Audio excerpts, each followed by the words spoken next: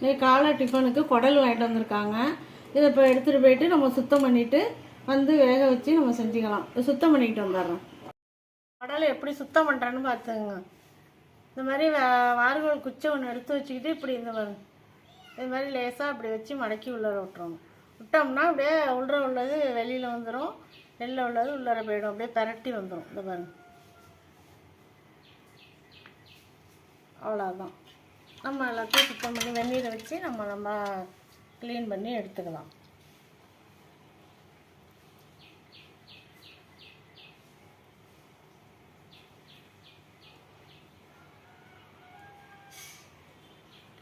அவ்வளோதான்.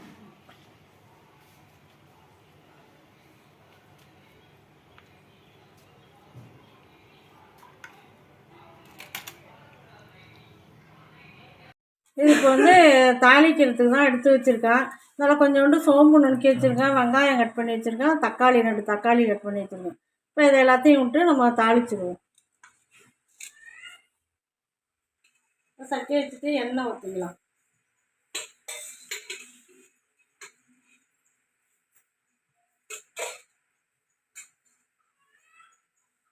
எண்ணெய் சூடாகட்டும். எண்ணெய் சூடாகிட்டு சோம்பை போட்டுப்போம். ஃபஸ்ட்டு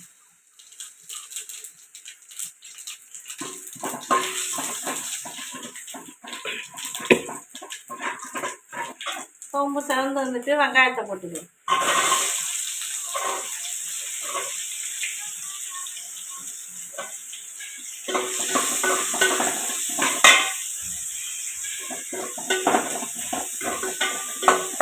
வெங்காயம் கொஞ்சம் ஒரு 1/2 வெக்காடு வரட்டும், வதக்கிட்டு அதுக்கப்புறம் தக்காளி போட்டுக்கணும்.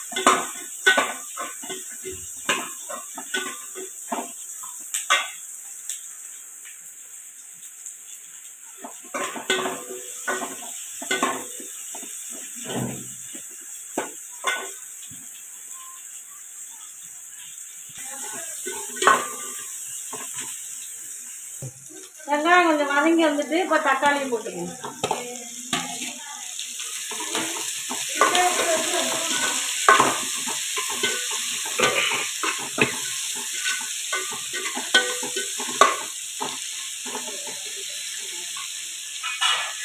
குழம்புக்கு ரெடி பண்ணிடுறோம். வாங்க, குழம்பு வேக வச்சு வச்சிருந்தோன்னா அந்த தண்ணி இதோடய சேர்த்துக்கலாம்.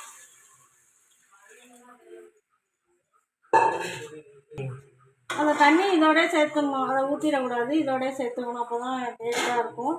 இப்போ அதுக்கு தேவையான மசாலாலாம் சேர்த்துக்கலாம்.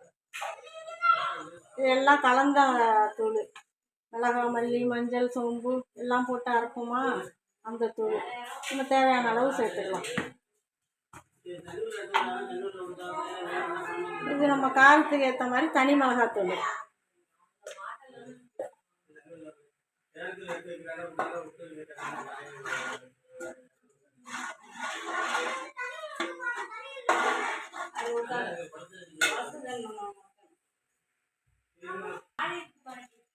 தேவையான அளவு உப்பு போட்டுக்குவோம். அவ்வளோதான். இது கொதிச்சுக்கிட்டு இருக்கட்டும். நம்ம குடலை கட் பண்ணி கொண்டாந்து இதில் போட்டுக்கலாம்.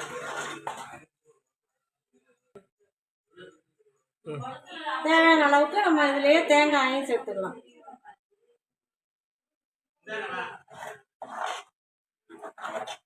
அவ்வளோதான். குடல் கட் பண்ணி நான் போடும் போது பார்க்கலாம். வச்சு நான் எடுத்துட்டேன் பாருங்க. இதை இப்போ கட் பண்ணி நம்ம போட்டுக்குவோம். குழம்பு ரெடி ஆகிட்டு எல்லாரும் வாங்க போய் சாப்பிடுவோம். இட்லி ஊற்றி வச்சாச்சு, குடல் குழம்பும் ரெடி ஆகிட்டு. சாப்பிட்லாமா? சுட சுட இந்த இட்லிக்கும் இந்த குடல் குழம்புக்கும் செம்ம டேஸ்ட்டாக இருக்கும். வாங்க எல்லாரும் சாப்பிடுவோம். வாங்க எல்லாரும் சாப்பிட்லாமா?